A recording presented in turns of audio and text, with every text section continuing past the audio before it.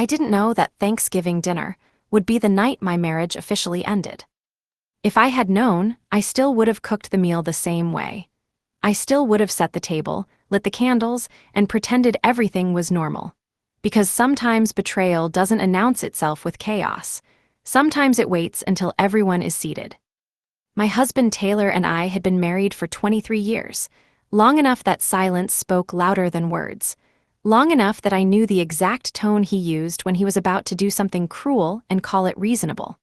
Our children, Hunter and Faith, were home for the holiday. Adults now, sitting at the same dining table where they had once spilled juice and argued over homework. The house was full, warm, alive. I had spent the entire day making sure it felt that way.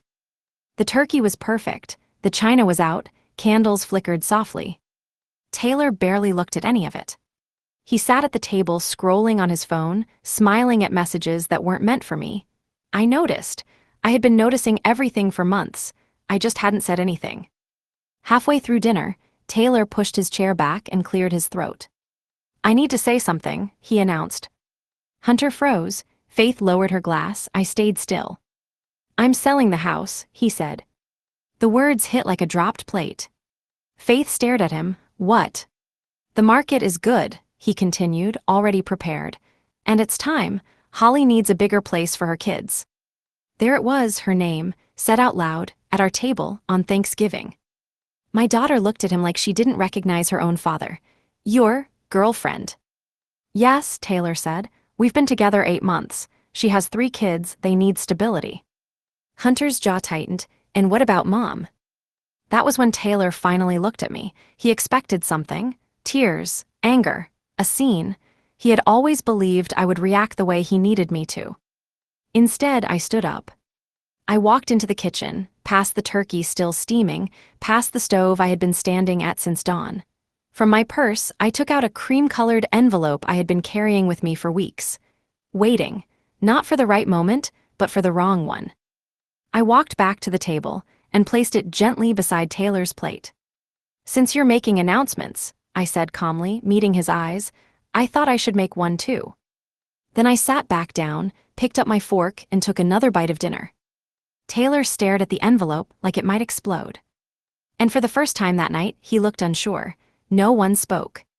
The envelope sat between us like it'd wait, like it could tip the table if someone touched it. Taylor didn't open it. He didn't even move it. His hand hovered near his plate, unsure, hesitant, something I hadn't seen from him in years.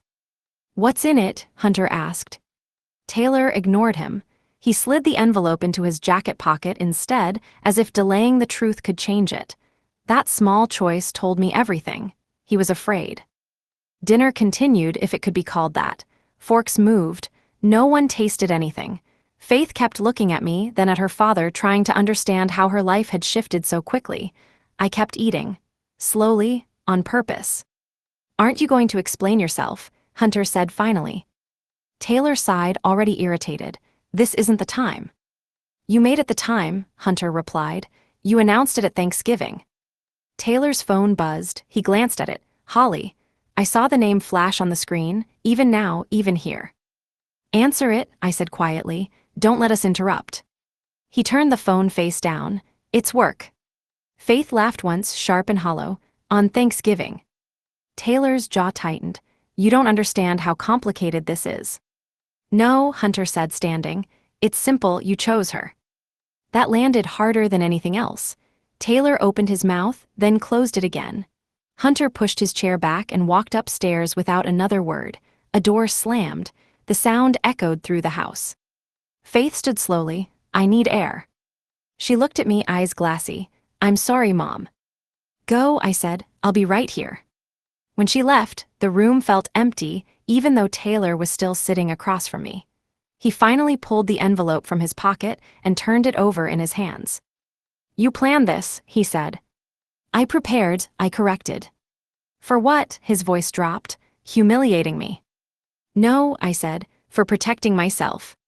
He laughed without humor. "From what? I haven't done anything yet." I looked at him then, really looked. "You already did." His phone buzzed again. This time he answered. "I told you I can't talk," he snapped. Holly's voice was loud enough that I didn't need to strain to hear it. She was angry, demanding, asking about timelines, about the house. Taylor glanced at me as if I might save him. I didn't. When the call ended, his confidence was gone. He stared at the envelope again, fingers shaking slightly. "You should open it," I said. "When?" "Before you promise anything else that isn't yours to give." He swallowed. "Jordan, whatever this is, we can talk." I stood and began clearing plates. "No, we really can't." That night, I locked the bedroom door behind me. I heard him pacing downstairs, stopping, starting, touching the pocket where the envelope waited. He didn't open it. Not yet. And that was the worst part for him. I slept better that night than I had in months. When I woke up, the house was quiet. Taylor was gone, his side of the bed untouched. I didn't need to guess why. He was avoiding the envelope, and he was avoiding me. What he didn't know was that none of this had started on Thanksgiving. It started months earlier, when I stopped ignoring what felt wrong. At first it was small, Taylor coming home late with tired excuses, meetings that ran long. Calls he took outside. When I asked questions, he answered quickly, confidently, like someone who had rehearsed. I wanted to believe him, so I did. Then plans started disappearing. Dinners canceled, weekends too busy. He stopped asking about my day, stopped noticing when I went quiet. His phone became a wall, always face down, always locked. When it buzzed, he smiled, not at me. The first time I saw her name, Holly, I told myself it meant nothing. A coworker. A problem he was helping solve. That's what he said, and I nodded like a woman who still trusted her husband. Then I saw the photo. It wasn't hidden, it wasn't dramatic. Just one image he forgot to delete, Taylor standing beside her. Her hand on his arm, 3 children in front of them, smiling like they belonged together. "Who are they?" I asked that night. He didn't hesitate. "Holly's kids, she's having a hard time, divorce stuff." That was the moment I stopped asking questions out loud and started listening silently. The calls came more often, always from her, always urgent, always emotional. He played the hero perfectly, the man who showed up, the man she leaned on. Then Faith called me one evening. "I saw Dad at the park near my apartment," she said casually, "with a woman and her kids." My chest tightened. "Did he see you?" "No, they looked like a family." That word stayed with me. Family. That night I didn't cry. I opened my laptop. Holly wasn't hard to find. Her page was public. Her life was on display. Pictures of her children. Captions about new beginnings.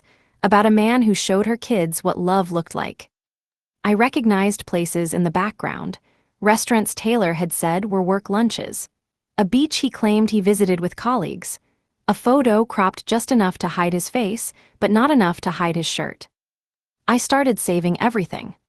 Screenshots, dates, times. Then I followed the money. Credit card charges I didn't recognize. Stores for children's furniture. Clothes, toys. Meanwhile, our bills were late. His explanation? Temporary issues. The final piece came when he mentioned selling the house.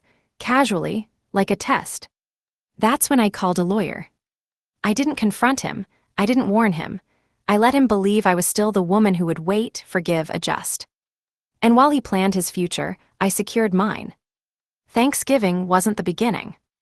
It was just the moment he realized I wasn't clueless anymore. And he still had no idea what that envelope really meant. Once I started watching, the lies became obvious. Taylor didn't change his routine. He didn't need to. He believed I wasn't paying attention. That belief was his biggest mistake. Holly's life played out online in real time.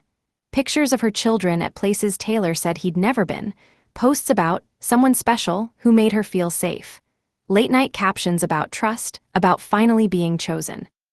And every time she posted, Taylor was suddenly unavailable. He'd leave early, come home late, or not at all. When I asked where he was, his answers stayed smooth. Golf, work dinners, client emergencies, always something that sounded responsible, respectable. I stopped questioning him. Instead, I checked dates. One Saturday, he said he was out of town for a conference. That same afternoon, Holly posted a photo of her kids at the zoo. In the reflection of the glass behind them, I saw Taylor's arm. That night, I printed everything. I kept it in a folder he never touched. The garage, he never went there anymore. Then I found the credit card. Not ours, a separate account, joint, his name, her name. Groceries, children's clothes, furniture, a birthday cake receipt with her daughter's name written in pink frosting. I stared at it for a long time. He hadn't forgotten our marriage. He had replaced it. The most disturbing part wasn't the affair, it was how planned everything was. He wasn't confused. He wasn't impulsive. He was building a new life while slowly dismantling mine. And he assumed I would stay quiet while he did it. That's when I met with the lawyer. I told him everything. I showed him the documents, the photos, the money trail. "Do you want to confront him?" he asked. "No," I said. "I want him to think he's in control." The lawyer smiled slightly. Then we moved carefully. We did.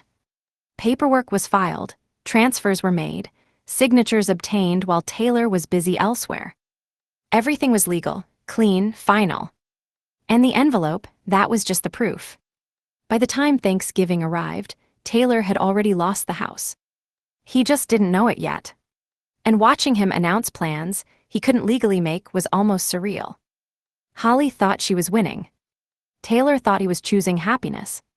Neither of them realized the ground under their feet was already gone. And soon, the envelope would make sure of that. Taylor didn't open the envelope. Days passed, then a week. He carried it everywhere like a threat he could outrun. His jacket, his briefcase. Once I saw it tucked into his nightstand drawer. He thought as long as it stayed sealed, the truth couldn't reach him. Holly, on the other hand, didn't wait. Her calls became constant. Longer, louder, demanding. She wanted timelines, move-in dates, schools for her kids, furniture shopping. Taylor promised everything. I heard it all from the hallway. "We'll have the house soon," he told her one night. "I've got it handled." I almost laughed. He started staying out later. I knew where he was. I didn't need proof anymore. But one evening, Faith called again. "Mom," she said slowly, "are you sure Dad's okay?" "What do you mean?" I saw him again, with her kids. At the mall, he was holding the little girl's hand. My grip tightened on the phone. "Did he see you?" "No, but he looked happy." That word again. Happy. I ended the call and sat in silence. Taylor wasn't just cheating. He was pretending his old life didn't exist. That weekend, I followed him. I hadn't planned to, I just wanted confirmation, closure. I parked across the street from Holly's place, watched him arrive with grocery bags, watched her kids run to him like they'd done it before, watched him kneel down to hug them. He stayed for hours. When he came home, he kissed my cheek and said he was exhausted from work. I nodded. Inside, something shifted. The next morning, I went back to the lawyer. "He's emotionally invested in our kids," I said. "That complicates things for him," he replied. "Not for you." We adjusted the plan. Taylor noticed I'd changed. I wasn't asking questions. I wasn't upset. I wasn't trying. That unsettled him more than confrontation ever could. "You seem distant," he said one night. "I'm tired," I answered. It was the truth, just not in the way he meant. Thanksgiving came closer. Holly wanted announcements, public ones. She wanted to be acknowledged. Taylor gave her that. What he didn't know was that, while he played father to children that weren't his own children were watching him disappear. And when the envelope finally opened, the family he was pretending to build would collapse before it ever existed. Taylor always believed money was invisible to me. He handled the accounts, the investments, the numbers. I handled the home. That was the arrangement. What he forgot was that invisibility only works when no one looks. I started looking.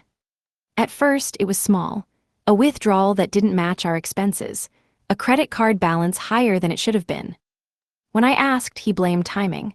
Delayed deposits, business reimbursements. I stopped asking. Instead, I logged in. There were charges from places I'd never visited. Children's clothing stores, toy shops, a furniture store that specialized in bunk beds. The total wasn't small, it wasn't accidental. Then I found the second account. It wasn't hidden well, just assumed safe. Joint, his name, her name. Holly Morrison. Groceries paid for weekly. School supplies, pediatric pharmacy charges, emergency room copays. He wasn't helping, he was providing. Meanwhile, our mortgage payment was late, again. I paid it from my savings. That was the moment I knew this wasn't about love. It was about replacement. Taylor didn't want two lives, he wanted one new one. I copied everything. Statements, dates, transfers. When I showed it to the lawyer, he didn't look surprised. He thinks you won't notice, he said, and he thinks the house is his leverage. What if it isn't? I asked. His smile was slow. Then the leverage is yours.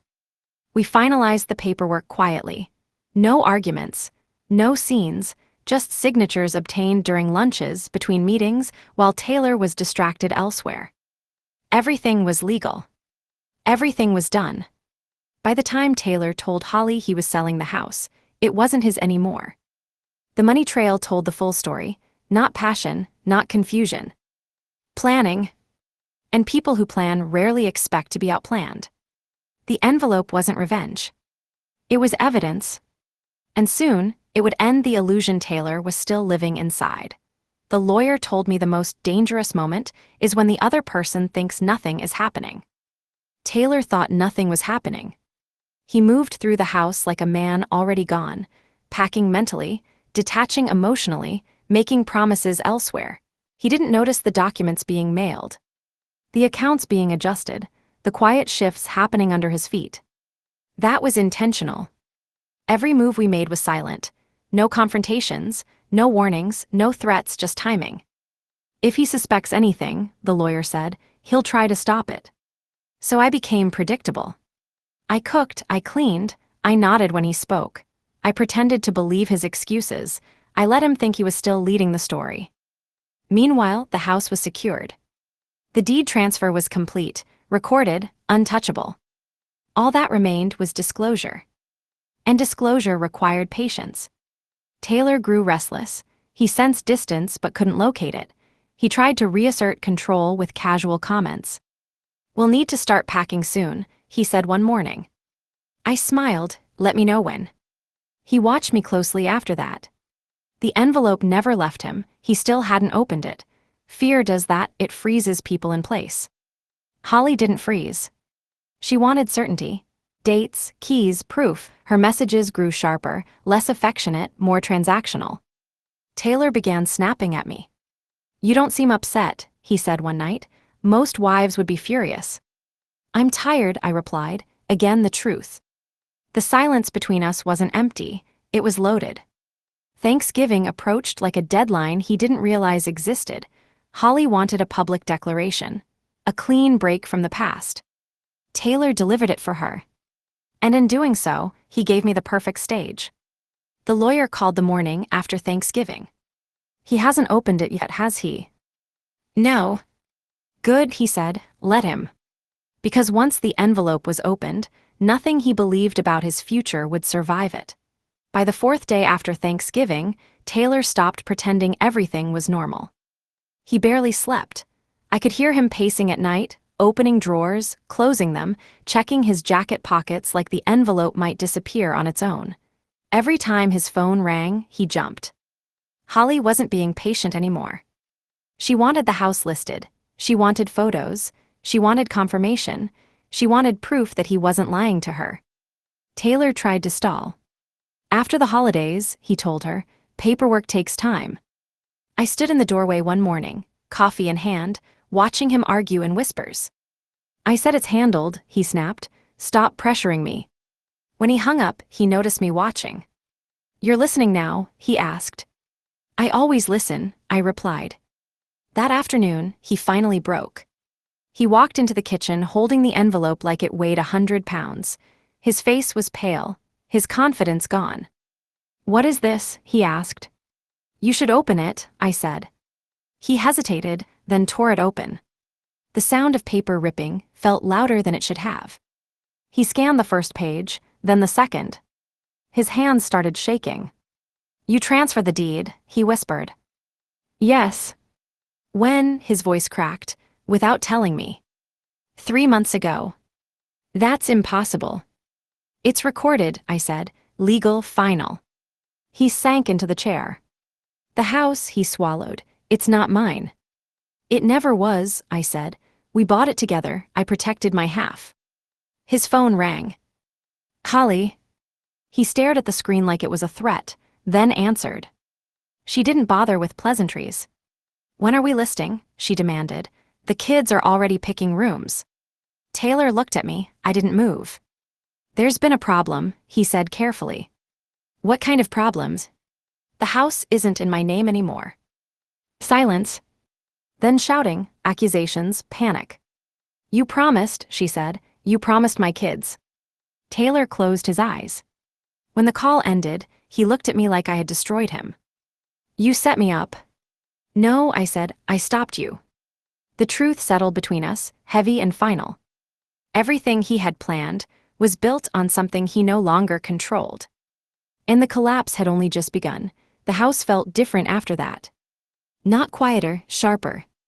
Taylor moved like someone walking on unstable ground, every step uncertain, every decision delayed. The man who had once announced my displacement with confidence now avoided eye contact. He tried damage control first. Calls to agents, calls to lawyers, calls that ended quickly. Every answer was the same. The transfer was legal, the timing was valid, there was nothing he could undo. Holly didn't call him back that night. When she finally did the next morning, she didn't yell. That was worse. I need honesty, she said flatly. Do you actually have anything to offer us? Us. Taylor had no answer. He tried to spin it, shared ownership, temporary issues, divorce settlements. Holly wasn't listening anymore. You told my kids we were moving, she said. You let them believe you were their future. I am, he insisted. Then prove it. He couldn't. By afternoon, the calls from her stopped completely. At home, Hunter and Faith stopped answering his messages too. Hunter sent one text. We're standing with Mom, don't push. Faith sent nothing at all. That silence cut deeper than anger. Taylor turned to me like I was the last solid thing left. We can fix this, he said. We've been through worse. No, I replied, we haven't. That night he packed a bag. Not because I asked, because he had nowhere else to stand. He left without another word. I didn't follow him, I didn't watch from the window, I didn't feel relief or victory. Only finality. Holly blocked him 2 days later. I knew because he slammed his phone onto the counter, face red, breathing hard. She's done, he said. She took the kids and left. I nodded. Everything he had sacrificed was gone. The house was mine. The children were choosing distance. And the future he had announced so confidently was already collapsing behind him. And he still didn't know that this was only the beginning. Taylor didn't disappear after he left. He hovered. Texts at first, then calls, short, careful, testing whether I would respond the way I used to. I didn't. What he didn't know was that Holly hadn't disappeared either. She resurfaced 3 days later, not to reconcile but to negotiate. I heard the call from the hallway. You embarrassed me, she said, cold and controlled, but I'm willing to move past that. Taylor straightened instantly. You are. Yes, on one condition. I stayed where I was, listening. We need security, Holly continued. Not promises, proof, a future that doesn't collapse overnight. I can fix this, Taylor said quickly. I'll rent something bigger, we'll rebuild. That's not enough, she replied. I want marriage, and I want another child. The silence that followed was long. A baby, Taylor asked. Yes, Holly said. My custody agreement requires stability. A husband, a growing family. If I'm going to uproot my kids again, I need guarantees. Taylor agreed without hesitation. I'll do whatever it takes, he said. I want this. I almost stepped into the room then, almost told him how reckless that sounded, but I stayed silent. Because desperation makes people careless. From that moment, everything accelerated. Taylor started talking about starting over, new beginnings, second chances. He framed it like courage, like redemption. He didn't mention the past, or the children he'd already fractured, or the house he'd lost. Holly didn't care. She wanted paperwork, dates, doctors. She pushed him hard, harder than I ever had. And Taylor responded the only way he knew how. By lying. He told her he was healthy, that there were no issues, that there was nothing standing in their way. He forgot something important. 24 years earlier, after Faith was born, Taylor had asked for a test, quietly, secretly, afraid. The results hadn't been good. He'd buried them, asked the doctor not to mention it again, never told me. And now, those same results were about to surface. Because when desperation meets legal pressure, old secrets don't stay buried. And Holly's demand wasn't the end. It was the trigger. I hadn't planned to use the past. It surfaced on its own. Holly moved fast, faster than Taylor expected. She wanted timelines, documents, proof for her custody case. She needed to show the court that her new marriage would be stable, permanent, and capable of supporting another child. Taylor panicked. He started making calls, doctors, clinics, old contacts he hadn't spoken to in years. I recognized the pattern immediately, the rushed confidence, the false certainty. He was trying to outrun something. That's when I remembered the test. Faith had been a difficult birth. Complications, long nights in the hospital. Afterward, Taylor had gone quiet for weeks. One afternoon, he'd mentioned seeing a doctor alone, said it was routine. I believed him. I shouldn't have. I called our old physician the next morning. I didn't ask questions I wasn't allowed to ask. I asked the right ones. Are old medical records still retained? I said. Yes, he replied carefully, for decades. That was enough. I called my lawyer immediately. If medical records become relevant in divorce proceedings, I asked, can they be subpoenaed? Yes, he said, if they affect financial or legal claims. They did. Within days, the request was filed quietly. No drama, no warnings. Taylor had no idea. He was too busy reassuring Holly. Everything's fine, he told her. There's nothing to worry about. But there was. 24 years ago, Taylor's fertility test had shown severe complications. Not impossible, but unlikely without intervention. He had known. He had chosen not to tell me. He had let me assume the silence between children was my fault. And now, he was promising Holly something he could never guarantee. The records arrived the same week. Holly scheduled their wedding. Timing wasn't accidental. The lawyer handled the delivery, official, unavoidable. Taylor received the envelope that morning. He opened it alone. When he came home, he looked hollow. She knows, he said quietly. I didn't ask who. She read the report, he continued. She says I lied. You did, I replied. She left, he said, packed the kids, canceled everything. I watched him carefully. There was no anger left in him, only disbelief. The future he had built collapsed in a single afternoon. And the secret he thought was buried forever had finished what the first envelope started. Because some lies don't age quietly. They wait. Taylor didn't go to work the next day. He sat at the kitchen table for hours, staring at nothing. No phone calls, no messages. Holly had blocked him everywhere. The wedding was canceled, the venue, the deposits, all gone. And for the first time, Taylor had no one left to convince. The divorce papers were delivered that afternoon. He looked at the envelope like it was familiar, like it had followed him. You planned this too, he said. I prepared, I answered. He laughed once. You waited. Yes. He tried to argue, about timing, about forgiveness, about mistakes. I didn't engage. Because the truth didn't need defense anymore.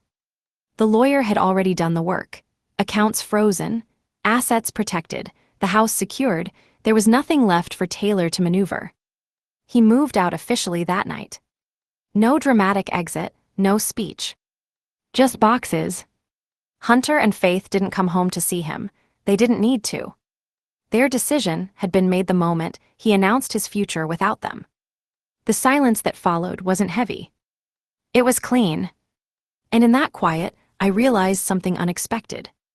I wasn't waiting anymore. The story he tried to rewrite was finished. And mine was finally beginning.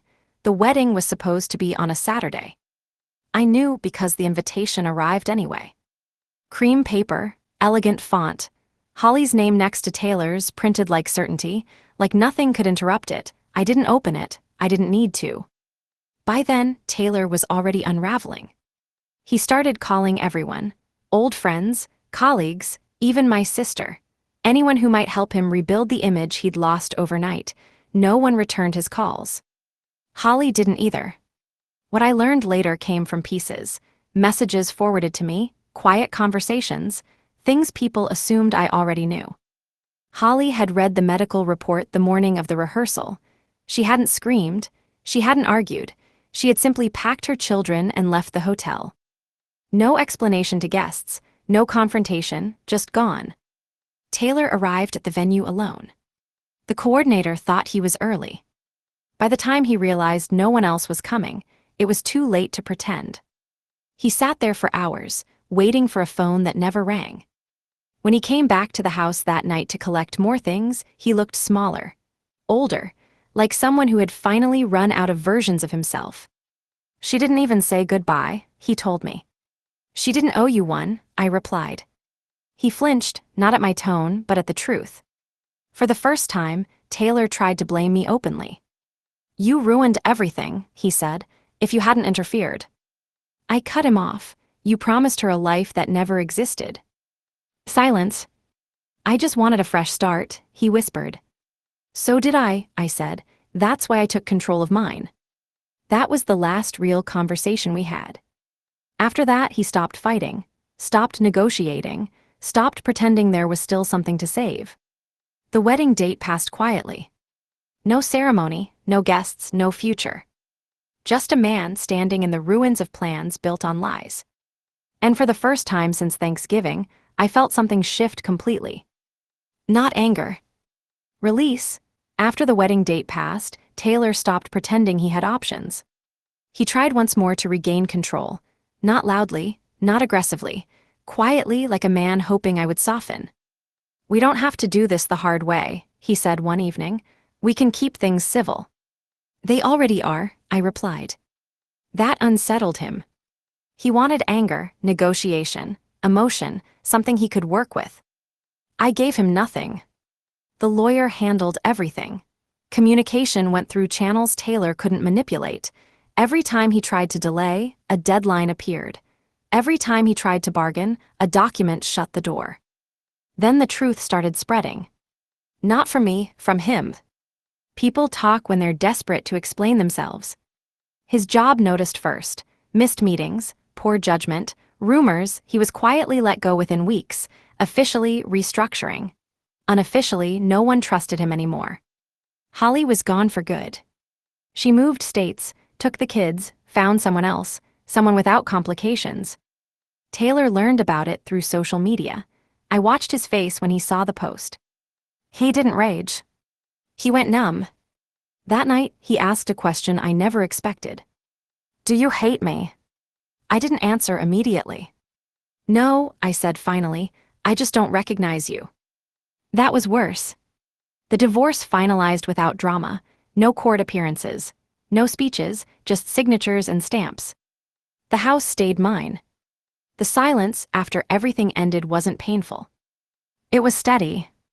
And in that steadiness, I understood something clearly. Taylor didn't lose me because of Holly.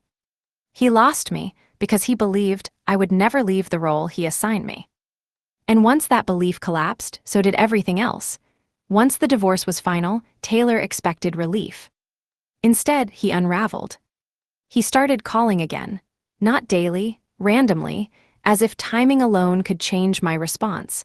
Sometimes it was about logistics, sometimes it was nothing at all. "I just wanted to hear your voice," he said once. I ended the call. The power shift confused him. He was used to being the one who left, who decided, who replaced. Now he was the one hovering outside a life that kept moving without him. Hunter stopped answering entirely. Faith answered once. "This isn't about Mom anymore," she told him. "This is about what you did." Taylor tried to explain, to justify, to soften the story. Faith didn't let him. After that, he stopped calling them too. That's when he started watching. He drove past the house, parked down the street. Once, I caught him standing at the end of the driveway like he was checking if the place still existed. It did. And it wasn't his. His job search went nowhere. Quiet rejections, short interviews, his name carried weight for the wrong reasons, people knew. One evening, he showed up unannounced. "I just need to talk," he said. "No," I replied, not opening the door. "I've lost everything," he said through the glass. "No," I corrected, "you gave it away." That was when it finally hit him. He wasn't the one walking into a new life. I was. And there was nothing he could trade, promise, or manipulate to get it back. The man who once stood at the table and announced my displacement was now outside, asking permission to be heard. I didn't give it. Because some roles, once reversed, never returned to what they were. Taylor tried one last strategy. Apologies. Not the loud kind, not the dramatic kind. The careful, measured kind meant to sound sincere. He sent a message instead of calling. "I know I destroyed our marriage. I wasn't thinking clearly. I want to make things right." I didn't reply. A week later, another message arrived. "I've started therapy. I understand my mistakes now." Still nothing. That's when he showed up at an event he knew I would attend, Hunter's small celebration dinner with friends. He waited outside, like coincidence had guided him there. "I'm not here to cause trouble," he said quickly. "I just want to say I'm sorry, in person." Hunter saw him first.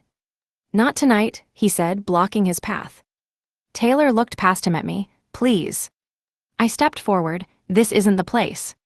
"Then where?" he asked. "When?" I met his eyes. There is no when. The finality in my voice ended the conversation. Taylor left without another word. Later that night, Hunter said something that stayed with me. "He keeps acting like if he says the right thing, everything resets." He was right. Taylor believed closure was something he could request. But closure had already happened. Without him. And for the first time, I understood that not every story ends with confrontation or forgiveness. Some end with access denied. Taylor's absence didn't heal things. It clarified them. Hunter and Faith didn't argue about their father anymore. They didn't replay old conversations or question their reactions. They simply adjusted. Hunter stopped using dad when he spoke about him. It wasn't anger, it was distance. Faith kept her distance too, but hers was quieter. She processed things slowly, privately. One evening, she said something that surprised me. "He didn't just leave you," she said. "He replaced us." That was the truth Taylor never addressed. He had chosen children that weren't his over the ones who already were. Taylor tried again after that, a birthday text to Faith, a voicemail to Hunter. Neither responded. I didn't interfere. Their boundaries weren't something I needed to enforce. They were something Taylor had earned. Months passed. Life stabilized in ways that didn't feel dramatic, but felt solid. Decisions came easier. The house felt like mine, not because of ownership, but because nothing in it felt temporary anymore. Taylor stopped trying. Not because he accepted it. Because there was nothing left to push against. And that's when I knew the real consequences had finally settled. Not punishment. Permanence. Taylor thought the end would be loud. Arguments, regret, a final confrontation where someone begged. Instead, it was quiet. And that silence unsettled him more than anything else. I moved forward without announcements. No posts, no declarations, just action. The house changed, not structurally, but in purpose. Rooms stopped feeling like placeholders. Decisions didn't require permission. Everything felt deliberate. Taylor noticed from a distance. He heard about it through others, through gaps in conversations he was no longer part of. That was when he realized something important. I hadn't paused my life to survive the divorce. I had prepared for it. He tried once more to insert himself, not emotionally this time, but practically. "I just need time," he said during a brief necessary exchange. "Things didn't go how I planned." "They rarely do," I replied. "What if I had done things differently?" he asked. You did exactly what you wanted, I said. You just miscalculated the outcome. That ended the conversation. The realization hit him slowly. He wasn't part of the future he'd once tried to control. And I wasn't looking back. The call came from Hunter first. "Mom," he said, steady but excited, "I wanted you to hear it from me. I'm proposing." I didn't ask questions, I didn't hesitate, I smiled. When the engagement party was planned, Taylor wasn't sure if he was welcome. He asked through someone else. That alone told me how far things had shifted. "I'll come if it's okay," he said in a message. "I don't want to make things uncomfortable." I showed it to Hunter and Faith. I let them decide. "He can come," Hunter said finally, "but he doesn't get a role." Taylor arrived late. He stood near the edge of the room, watching his children celebrate a future he hadn't been invited to shape. He looked smaller than I remembered. Careful. Contained. When our eyes met, he nodded. I nodded back. Nothing more. He stayed for less than an hour. Long enough to realize he was a guest in a life that used to revolve around him. When he left, no one noticed right away. That was the moment everything came full circle. The night ended without ceremony. No speeches, no final words, no dramatic exits. Taylor left quietly, and the room didn't shift when he did. That was the last thing he ever expected, that his absence would no longer change the temperature of my life. Hunter and Faith stayed late, talking about plans about the future. Not once did Taylor's name come up. That told me everything. Later, alone in the house, I walked through each room slowly, not out of nostalgia, out of certainty. This was the place Taylor once announced he was giving away. The place he thought defined my worth. And it was still standing. Weeks later, he sent one final message. "I hope you're happy." I read it once. I didn't reply. Because happiness wasn't something I needed to explain, prove, or return. It wasn't revenge. It wasn't closure. It was control. And that was the one thing Taylor never expected me to take back. The end. You have reached the end of the text.